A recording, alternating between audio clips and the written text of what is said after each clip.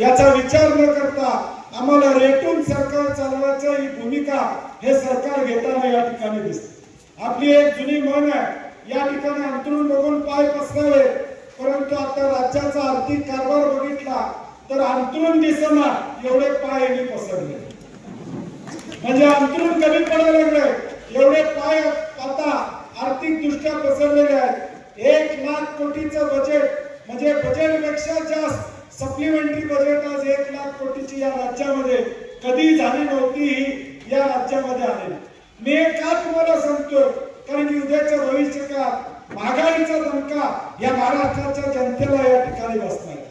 टॅक्सच्या स्वरूपात उद्याच्या भविष्यकाळात धक्का आपल्याला बसणार आहे, कारण की आर्थिक शिस्त या महाराष्ट्रातली कोलमडलेली आहे वास्तव आपल्या समोर प्रामुख्याने त्या ठिकाणी 1 लाख कोटीची बिलं आज शेतकऱ्यांची एक कॉन्ट्रॅक्टरांची त्या ठिकाणी मिळालेली आहे। आज अनेक कॉन्ट्रॅक्टर देशोधडीला या ठिकाणी लागलेले आहेत, कुणी 5 लाख कुणी 10 लाखाची कामं केलेली आहेत, 2-2, 3-3 वर्ष या मंडळींना बिलं मिळालेली नाहीत, हे वास्तव आपल्या समोर त्या ठिकाणी।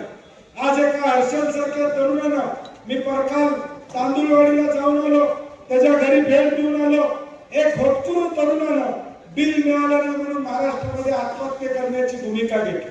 शेतकऱ्याच्या आत्महत्या आम्ही ऐकल्या होत्या अनेकदा, शेतकरी अडचणीत येतो तो आत्महत्या करतो आहे हे आम्ही अनेकदा बघितलं होतं, परंतु आज तरुण मुलं सुद्धा कॉन्ट्रॅक्टची बिलं मिळत नाही म्हणून आत्महत्या करतायत। या पापाचा धनी कोण असेल ते महायुती सरकार आहे, हे लोकांच्या पर्यंत पोहोचवायचं काम उद्याच्या भविष्यकाळात आपल्याला या ठिकाणी घेऊन जावं।